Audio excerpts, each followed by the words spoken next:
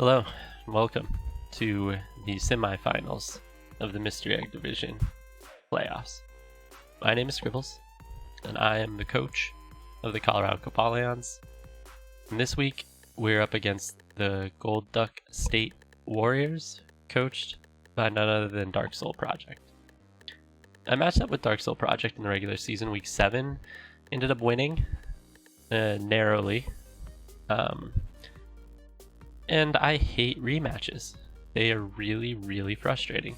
So I kind of got carried on the back of a offensive crocodile set, which put in a lot of work against his defensive core. And that was really nice for that particular instance.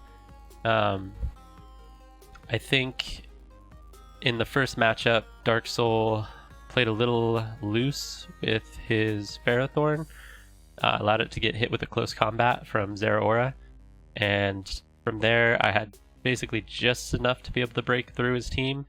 He also potentially made a mistake on his set for Chansey.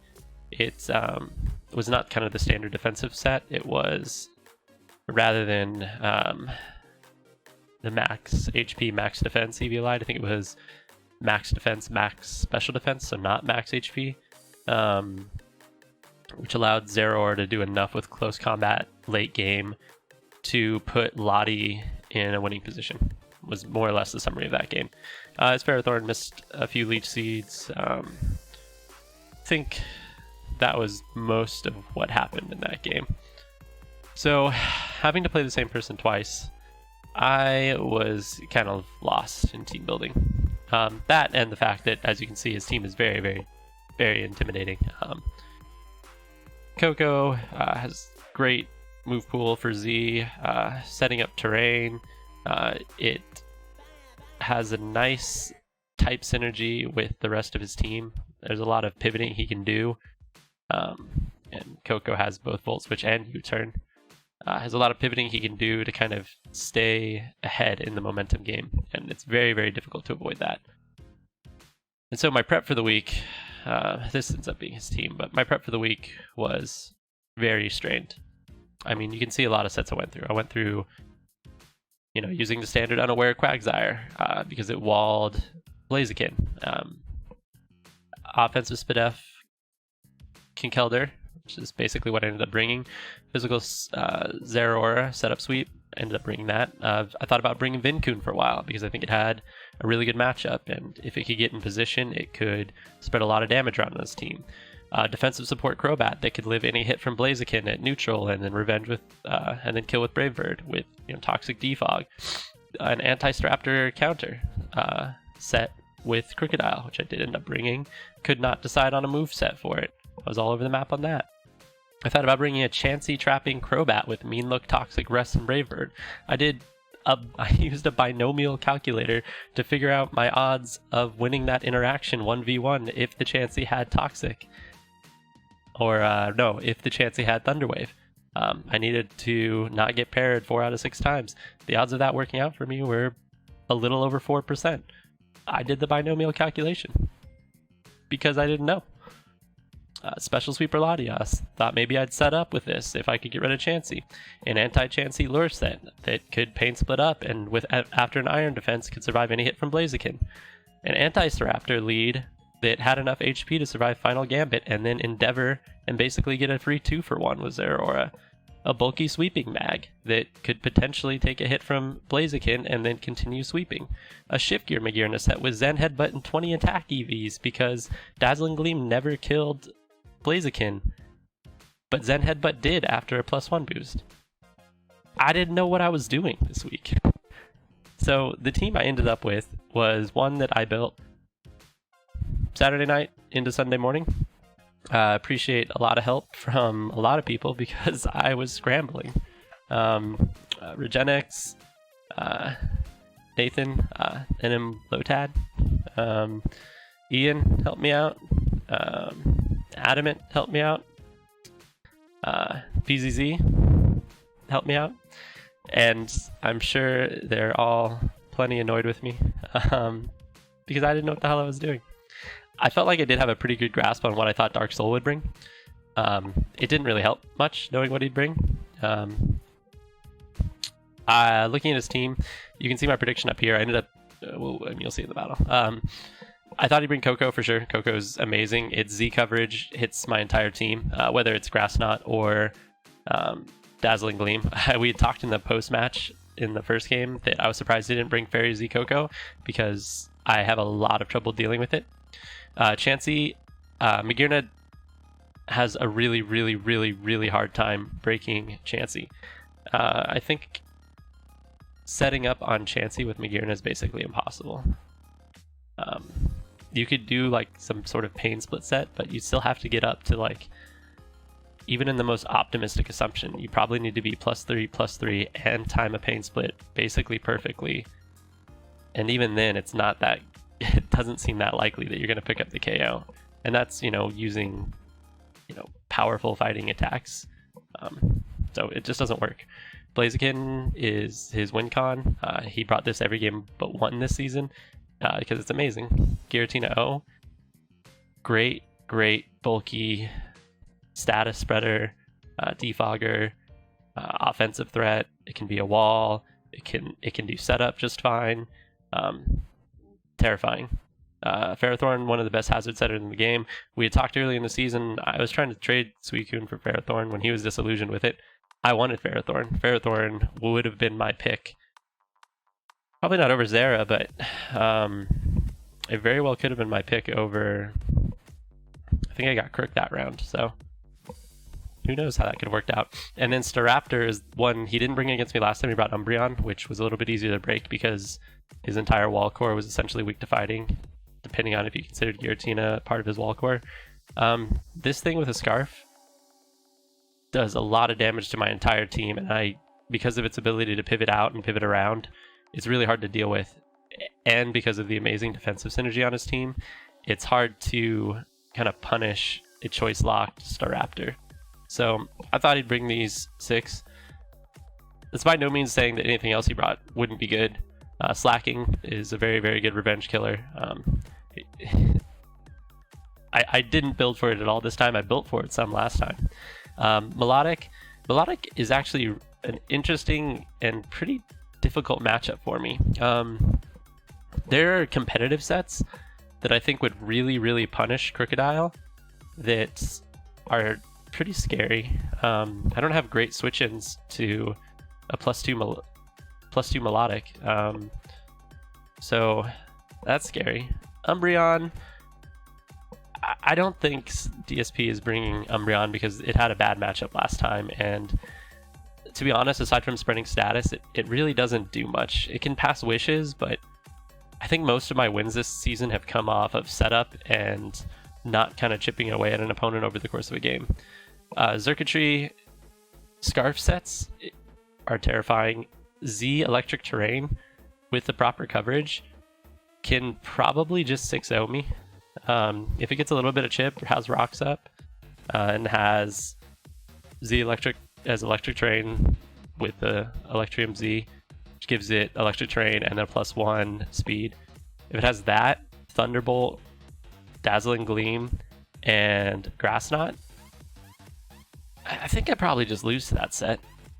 And then we talked about Chansey and Staraptor. So going into the build, I guess my thought process was I can't sweep with Magearna, and I need, I think, 3 checks to Blaziken's the magic number. Last matchup, I brought Lottie, Conk, and I think I brought Fizdef Suicune. No, I brought Uxie. Were my 3 primary checks to Blaziken. Lottie is close to a counter. It's close. +2. There are some... I can't switch in always. I think Night Slash crit into Night Slash does kill. So I don't think it's 100% a counter. Conk can take any one hit, provided it's at neutral, so it's a good revenger, I suppose. Uxie has great bulk, and then it doesn't need much with a stab psychic attack. It doesn't need much investment. This week, my 3 quote-unquote checks were Lottie again. I think Lottie is really, really strong against Blaziken, so I pretty much was always going to bring that. Conk is in a very similar role, and then Magearna kind of pivoted over to a Blaziken check. And we'll get into the set, and you'll see why when we get there. The first set I came up with, and the one that I think is probably going to be what wins me the game if I do win the game, is a Bulk Up, Throat Chop, Drain Punch, Plasma Fist, Dark Z, Zeraora. So his walls are all fairly weak to fighting, specifically Chansey and Ferrothorn, and I can set up on them to some degree. So Bulk Up, giving me the +1 attack, +1 defense, gives me a way to survive Blaziken and Staraptor, so it's very difficult to remove me from the field after I get set up. Drain Punch allows me to get recovery, especially on Chansey, which means things like Toxic aren't as impactful because I'm able to recover that HP and still have the bulk available to me to survive hits afterward. And Coco gives me terrain for Plasma Fist, so it kind of hurts itself in a way. Plasma Fist, I think I need +3/+3 to like Oko, but +1/+1 is a 2-hit KO, so it's not a safe switch in.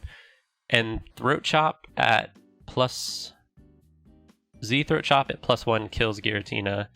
I think I need +3 to Oko. But basically, if I ever get to +2 and my opponent's slightly weakened, I think I just sweep. There's not a lot my opponent can really do at all. There's like not a single member on its team that deals with a +2 attack, +2 Zeraora. So that was kind of the thinking behind the set. I could have gone Fight Z, but I think thinking back to our previous match, he had gotten punished for not respecting the fighting coverage on Zeraora, so I don't think he makes that mistake again. And the Dark Z gives me a way to break through Giratina really quickly before it can get off Toxic, or it can phase me out, or whatever it's going to do. So that's the first set. The speed's enough for Coco. And other than that, it's max attack and then as much defense investment as I could spare. Investing in HP with Drain Punch is kind of a non-combo. You don't gain as much relative to what you use it for. So say I gain 25% HP from, so you gain a flat amount of HP from Drain Punch, which would get added to your HP. So if you gained 100 HP, but your base is more, you gain a smaller percentage relative to that. And then gaining the HP, there's nothing backing it up, essentially, in terms of like a defense investment. So with a Drain Punch set, it's probably optimal to not invest in your HP, but in your defensive stats. The next set is the Mega Latias. This set is never KO'd by +2 Blaziken. I think +2 Night Slash crit kills, but it is EV to survive a +2 Blaziken Stone Edge crit 100% of the time. Coverage is defog because I'm not bringing Crobat and I have Ho-Oh on the team. I need a defogger somewhere to keep the pressure off Ho-Oh in that regard. I have Recover to keep myself healthy. It's very important that I stay at a very high amount of health with Latias. I have to play very defensively with Latias. And then Hidden Power Fire is just to maybe hit Ferrothorn on a switch in, something along those lines if it's trying to status me, or if it feels like it's a safe switch in, which generally for Lottie, it's a very safe switch in. Psychic's not going to do much to it at all.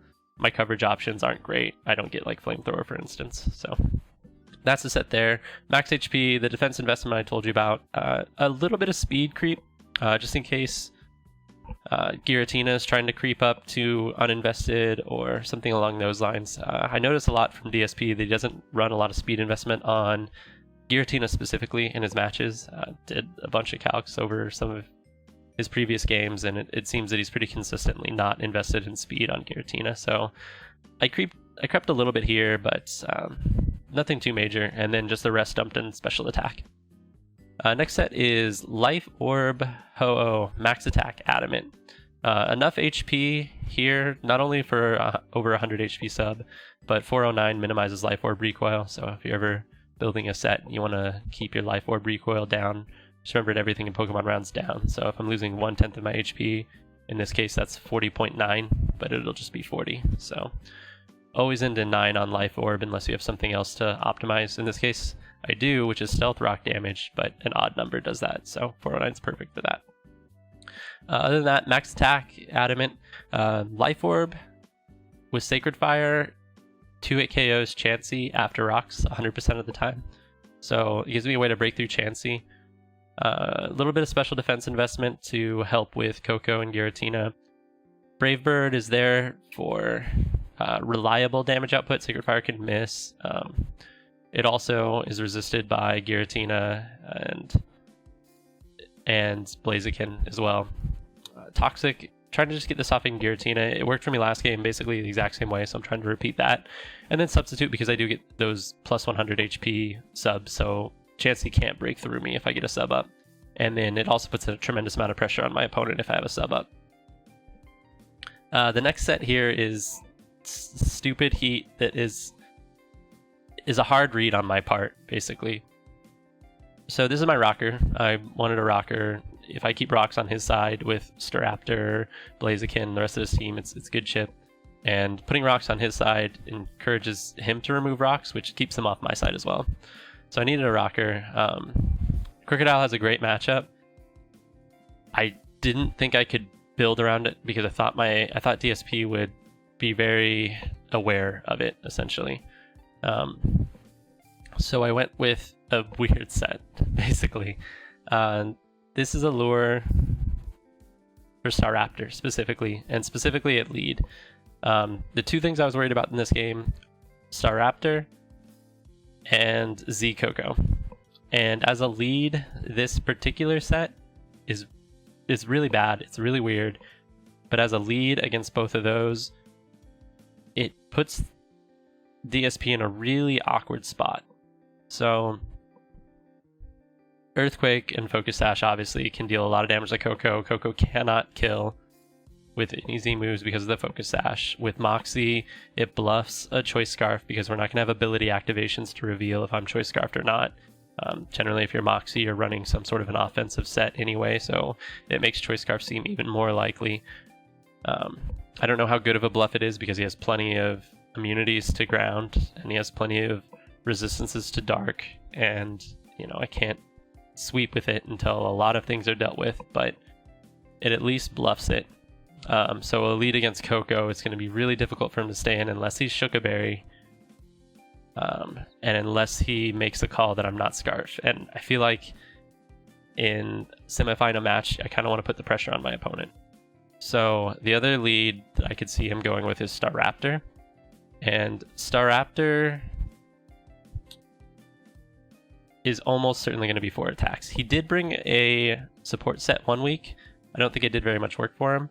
And I think Staraptor has a great matchup against me, just to be either Scarf or Banded or, I suppose, just heavily offensively invested. Either one, all 3 of those work great. So what I think will happen is turn 1, I'll have Crook leading against either Coco or Staraptor. If it's Coco, he'll be forced out. I can click Earthquake to ensure that he switches out. And then when he goes into Staraptor, well, I guess another benefit to Moxie is I don't intimidate Staraptor, which is important for counter to work. But anyway, the scenario ends up being Crocodile versus Staraptor. Any attack Staraptor goes for, I survive. I would kill Staraptor with counter. If he went for U-turn, you'll notice my IVs, I have 30 in defense. If Staraptor goes for U-turn, the minimum damage it'll do to me is 176 in terms of HP. The HP for Ferrothorn at max is 352. So counter off of U-turn would OHKO Ferrothorn on switch-in. Now, why do I think Ferrothorn will be a switch-in to Crocodile? I think he'll want to exchange rocks.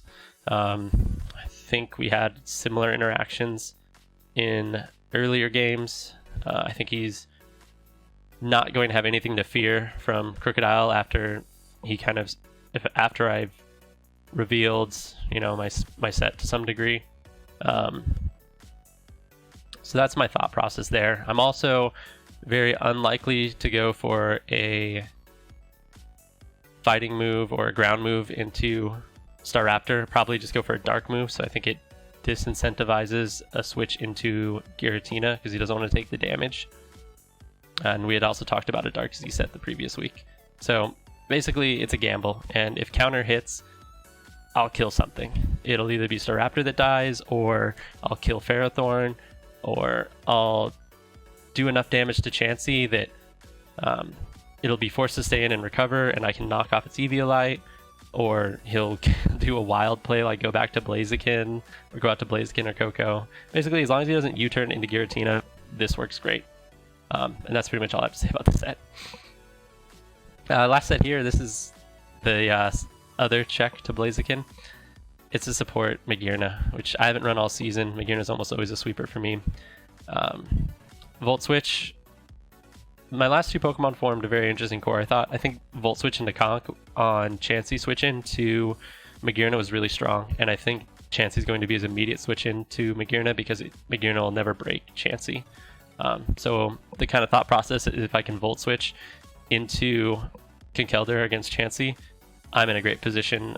I can kind of be able to predict something or just get massive damage off on Chansey. Heal Bell allows me to play pretty aggressively with my other Pokemon, specifically the first three. I can be a little bit more free throwing off attacks because I don't have to worry about, or switching in, because I don't necessarily have to worry about getting paralyzed or getting toxic. Pain Splits, tech for Chansey to get it weakened for the rest of my team to clean up. Dazzling Gleam does 57 to, I think it's like 68 or something like that to Blaziken. So not a kill, and that was the problem with any of the shift gear sets, is that it doesn't kill Blaziken. So you shift gear up and then you don't kill Blaziken, and then Blaziken kills you and you feel pretty bad about yourself. What it does do is Dazzling Gleam will put it in range of a Mach Punch from Conkeldurr. Dazzling Gleam plus the recoil from Flare Blitz plus rocks kills Blaziken a decent percentage of the time. And remember, with Magearna, you don't need to kill the Pokemon to get the Soul Heart boost. The Akaberry is basically a tech just to make this a soft check to Blaziken. It doesn't do much else. Other than that, it's supporting the team. It kind of hopes that Blaziken doesn't enter the game until late, so it can do work for the rest of the team in the meantime. And then the final set is Guts Flame Orb, Conkeldurr. Max attack, a little bit of speed creep, so it's faster than Chansey, uninvested.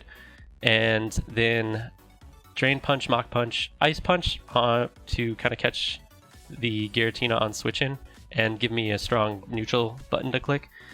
And then Facade, that is just a nuke for Coco. Some of the other members on his team, if he ends up bringing Umbreon, well, I guess Umbreon dies anyway. If he ends up bringing, I don't know, it gives me a button to click if Giratina's dead pretty consistently. So that's the team, and okay, so we're here at the battle, and I got the team predicted correctly. I don't think it was a surprise. To be honest, if I saw anything other than these six, I would have been kind of happy, even if I didn't prep fully, because they'd be suboptimal, and it'd be easier to work around them, so good job, DSP. Picked the Pokemon that I didn't want to play against. Looking at it, I was never going to lead anything other than Crook. Crook's a hard read. I hope to God it works. If it doesn't, I'm fighting 5v6, and it's going to be really, really hard. Yeah. So I lead Crook. His leads, he could lead Pharaoh, but it's risky if I lead Ho-Oh or something like that. Probably Coco or Staraptor pretty much every time are going to be his leads against me. So I lead Crocodile and he leads Staraptor. He gets off the Intimidate, which is good news for me. I was somewhat worried about a Reckless set. Intimidate is annoying for Zeraora setup. It's annoying for Conk. The only thing is that Staraptor has a lot of trouble switching in generally, so it pretty much has to come out in after a kill. And if I've gotten a kill already, I feel pretty decent. It can stop Zeraora's sweep to some degree. I didn't think at all. I might have paused here for a little bit to make DSP think if he had clicked a button. I don't know. That's some sort of gamesmanship, but I was just always going to click counter here.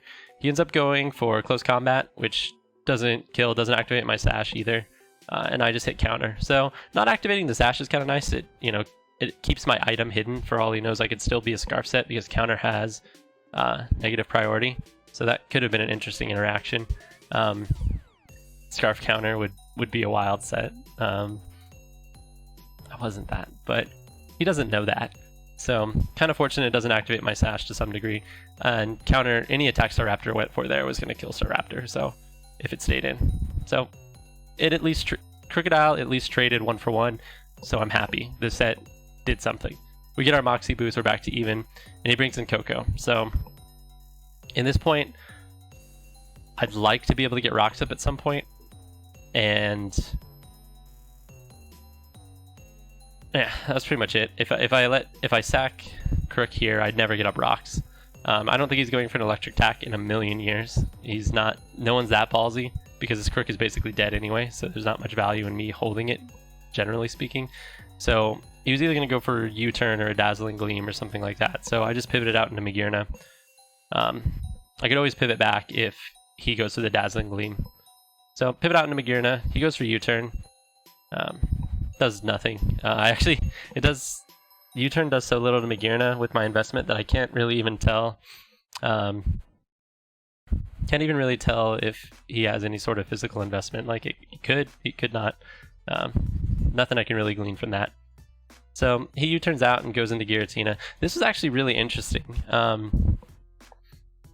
I thought about staying in here and just firing off a Dazzling Gleam because it was going to do somewhere in the area of 60 to 70 is what I was figuring from like a max special defense, no HP set.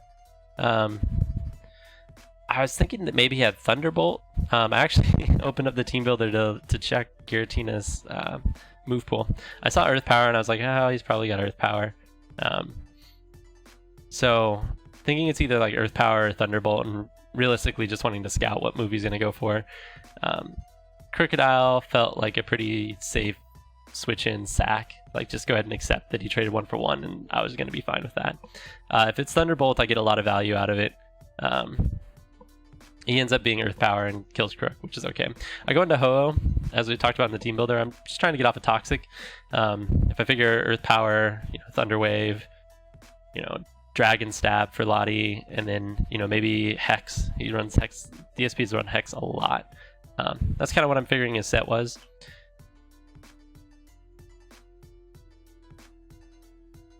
Yeah, Stone Edge. It didn't kill, barring a crit. It did max 96%. I got DSP's investment after the game. So max 96%. So clutch HP investment. The miss sucks. With Regenerator, we could keep track of how many times Ho switches in and out throughout the course of the game because Regenerator is going to give me back 33% each time. But yeah, I mean, it sucks. Like, that not hitting doesn't even give him the chance to crit, which, increased crit ratio. That was huge for me. And then add insult to injury, I hit my Toxic, same accuracy. Right? Maybe Toxic is like 5% higher. They're both in the 80s. So I hit my Toxic. I'm scared. I'm switching out to Latias. Stone Edge hits here for 21%.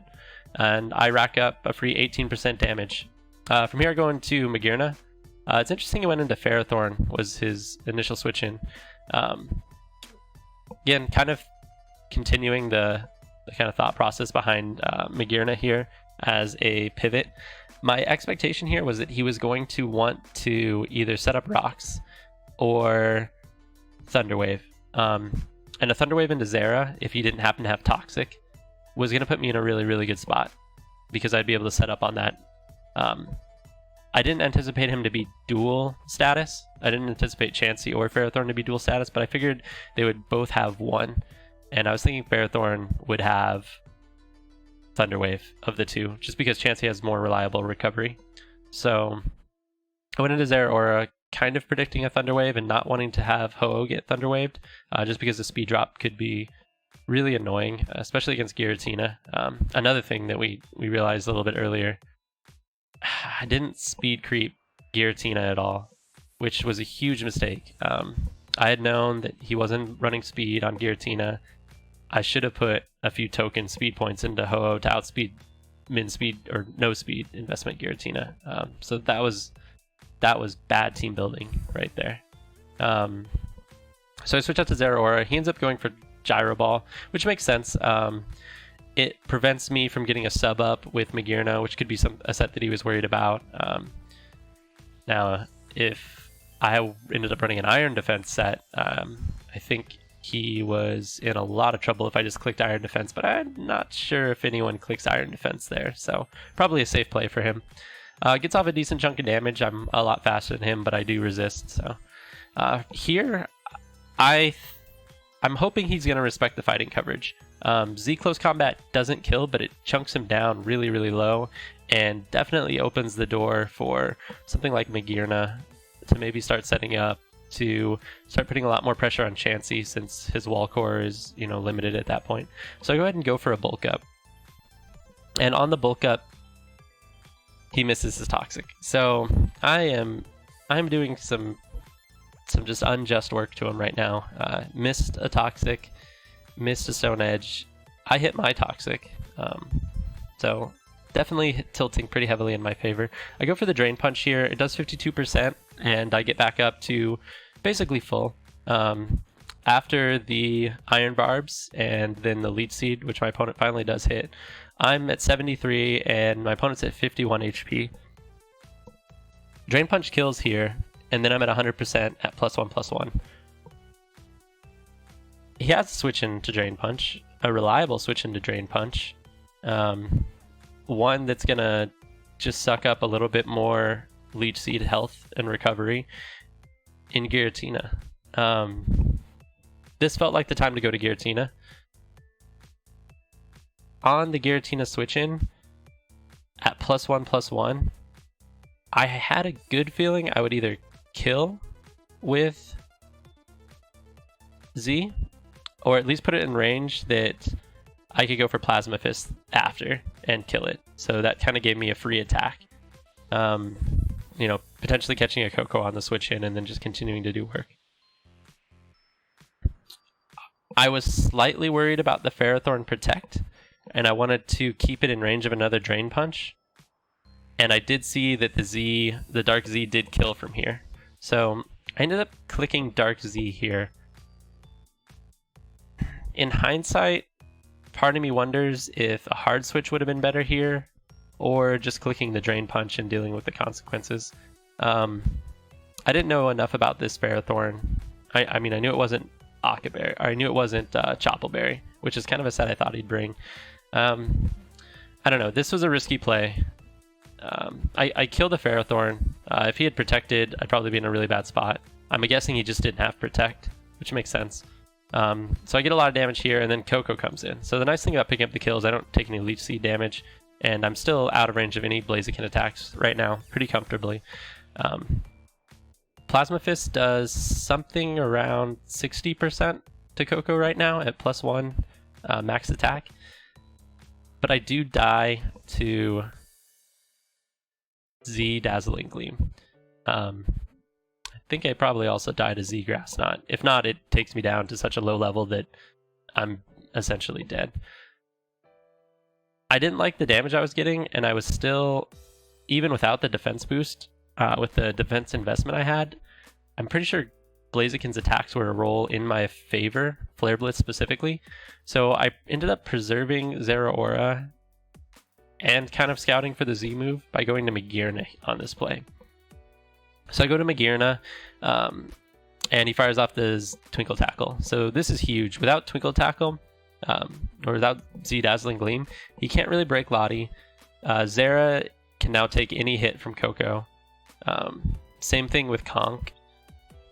Same thing, Ho-Oh already could. So my entire team is not really threatened directly by Tapu Koko. And the other nice thing is I keep Zeraora alive, so he's not free to fire off electric attacks because I can always pivot into Zeraora. And if I get healing on Zeraora, he's in a lot of trouble because it gets me back up to full, or very near full, and from there I can just set up again and really start pushing through his team. So he goes to Coco. This next turn was interesting. I thought he might Thunderbolt, and I considered Pain Splitting, but because of my defense investment, and this kind of goes back to the Drain Punch discussion earlier, Pain Split with HP investment is pretty weird because you're increasing your own HP level, and at this particular level, Pain Split, I basically had the same HP as Coco right now. So if he goes for Thunderbolt, it doesn't even get me out of range of the next Thunderbolt, and it does very little to Coco. So it kind of wasn't a play. Dazzling Gleam was nice, but it just doesn't do that much damage to Coco. And if Chansey comes in, it does no damage. So I also considered Volt Switching here, but if he stays in, I don't like hard switching in any of my Pokemon right now. So I ended up hard switching out into Zera, trying to catch a Thunderbolt. And he goes for the U-turn, which is fair. Does 20%. I'm at 53. He brings in Giratina, who's toxic at 76. And at this point, I kind of need Giratina weakened because I don't have any way of hitting it with Lottie. And the rest of my options to hit it aren't fantastic. So it outspeeds Magearna and Conk. Lottie doesn't have Dragon Stab, and Ho-Oh has to Brave Bird, which gets me hit with Recoil, which puts me in range of potentially Coco's attacks, depending on investment and how much recoil I actually end up taking. So I'm fine just throat chopping here to sack Zeraora to an Earth Power, get a little bit of chip off on Giratina, and then be able to kill it with either Psychic from Lottie, which I think it was a roll at that point, or just Brave Bird from Ho-Oh. So I fire off the Throat Chop. He actually pivots out into Coco, which is interesting. I don't do much damage to Coco, but I do get a little bit of free damage on Giratina because of that. The reason why is that I'm out of range of Dazzling Gleam right now, so I can freely bulk up again. The only risk would be Blaziken coming in, and Blaziken coming in I think is actually the right play, especially since Zera outspeeds here. So I guess it's hard to do a hard switch into that. And did we have the speed interaction between these two yet? I don't know if we did. I don't think he knew our relative speeds. Yeah, because I hard switched out.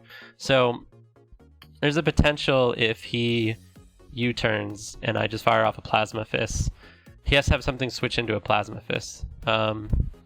He can't really fire off an electric attack at all. If he Dazzling Gleams, and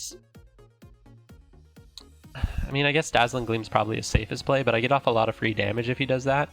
And he doesn't know if I'm faster. So the reason that like something like a U-turn isn't entirely free for him into Blaziken is if I'm slower, he doesn't have a free switch in. He just has everything take more damage to a Plasma Fist. I guess so. I was really worried at this point he was going to U-turn into Blaziken. So I ended up just firing off the bulk up. I'm always in range of Blaziken right here. If he goes to Blaziken right here, I get to pick a sack. It's probably Zera because I can't allow him to get an SD up. But yeah, I just lose one to Blaziken if he goes that here. He's going out to Giratina, which I thought was interesting. I just get the Throat Chop damage off now, and he's really, really low and is in range of every attack from my team at this point. So I bring out Latios. The reason I brought out Latios is I was still out of range of everything from neutral Blaziken, so I wasn't worried about it setting up. And Latios is the one that I wanted in against the rest of his team because I knew I could recover up against Dazzling Gleam. And the rest of my team was kind of awkward. So Magearna isn't faster than Giratina, so it gets off free damage. Ho-Oh potentially isn't faster than Giratina because I didn't do any sort of speed creeping. And even if I had, you never know unless you know you're faster. And I didn't know his set at this time fully. So Latios was the only really safe play. The weird thing about it is I didn't invest heavily in Latias, so heavily speed invested Giratina would have been a huge threat here. You could have had Shadow Sneak or something like that, which would have been very annoying as well. I guess there's a lot that could have gone wrong here, but it felt like I still had 2 really solid checks to Blaziken, and I just didn't want to have Ho in against Coco, which was a potential other option, or take damage. Those were the other 2 things I could do in that scenario. So I bring in Latias, get off my Mega Evolution, just kill a Psychic. And then this brings it down to 3-on-3. He goes Coco. I've done the calc based on the damage. I know he's timid. I know Dazzling Gleam does max 46. I know Dazzling Gleam and Recover have the same PP. So I should be able to just Recover to stall this out. The first Dazzling Gleam he crits, and I'm feeling real bad right now. So it would be justice if he got, you know, a double crit or a couple crits. Really, if he gets two crits in fairly short order. I'm not at the HP level I would want to be at, generally speaking. So he fires off another one, fishing for the crit. Doesn't get it, thankfully for me. And I'm able to recover up, and then I just keep recovering. Staying at full is really important for checking Blaziken. He goes Chansey. This position's interesting. I still have Heal Bell. I don't do anything to Chansey. I don't have Toxic on this set. It's Psychic, Recovered, Defog, Hidden Power, Fire. So my only real switch in here is Magearna. I have to keep Latias healthy. So I go ahead and switch in Magearna. He fires off the Toxic. So revealing Toxic, I assume that he doesn't have Thunder Wave at this point. Double status is really weird. And he seems to have brought Toxic on his Mons instead of Thunder Wave, which is a good decision because I have Zeraora who doesn't care about that. And, you know, even Ho-Oh being paralyzed is annoying, but it's not, generally speaking, the end of the world. I guess Toxic isn't that bad either. I guess you make arguments for either one, but Zera and Crook discourage Thunder Wave pretty heavily. So here, I can't set up. What I could do at this point is Pain Split, which would get me back up to a higher percentage. At this exact moment, Adamant Flare Blitz from Blaziken is a roll. I think it's like 70% in my favor, something along those lines. So I'd like to get a little bit more health. The problem with Pain Splitting is he just fires off a Seismic Toss, and I'm basically at the same point I was before. So I went ahead and Volt Switched, kind of what I had talked about in the team builder, this Volt Switch combo into Kinkelder. If I get Toxic, I still get Guts activated. It's not that big of a deal, and Kinkelder's not going to be in for that many turns regardless. So the Volt Switch seemed pretty safe. The other thing to note here is that Volt Switch into Drain Punch calc is pretty heavily in my favor to KO, and with Drain Punch, I'm at 100%. So I don't end up picking up the KO. I guess I was calculating 248, 252. I think it's a roll after that damage. I think it's like 80 to 94. So minus 12 puts him at 88. That seems like it's slightly in DSP's favor. And he fires off a counter, and I just get waxed. It's funny that we had 2 counter kills in the same game. From here, Ho-Oh was... I suppose it's not my only play, but it's by far my best play. I guess Psychic from Lottie killed, but again, I didn't want Coco to come in and get damage off on Lottie. So I went Ho-Oh. I had Brave Bird, which is going to pick up 8% on Chansey. It's also going to prevent switch in from Blaziken or anything along those lines. I suppose Lottie probably did too. Lottie might have been the better play here. So I fire off the Brave Bird. Kills Chansey. I take a little bit of recoil and Life Orb. I'm still comfortably out of range of the Thunderbolt from Tapu Koko, even in terrain. I think max is 74. Now again, he could crit, he could para. There are a few outs for him here. Sacred Fire could also miss, which is what I have to go for. Thunderbolt does not para, does not crit. Sacred Fire does not miss. I pick up the KO. And he's got Blaziken left, and I have 100% Lottie. So this is game over at this point. DSP goes for SD, trying to get set up, but I was always going to Brave Bird here and finish him off. And that's GG, and we're on to the finals. So that match will be probably next weekend, and it'll be either Ashy or Big Showin. Big Showin we played in the regular season, had a really fun game actually, and then me and Ashy have been looking to play each other for a long time. So either way, it'll be fun. Thrilled to be in the finals. I think I've been pretty lucky, but I'm also on a 9-game winning streak in the league now, which feels huge. I've had a ton of fun in this league. Thank you to all the people in the Mount Silver Draft League. It's been a ton of fun. Thanks again to everyone who helped me out this week. This one was a brain buster. So glad to get out of it. Congrats on a great season to Dark Soul Project. I think both times we played, it was really, really close, and both times I had, an advantage in terms of, the breaks went my way. I think that's really the only difference, to be perfectly honest. I would never say that I outbuilt you, or I wouldn't say that I outplayed you in either game. I thought they were both really even. I think I just got a little bit more of the luck on my side. So I hope to see you around in future seasons. And yeah, that's it for this week. See you guys in finals.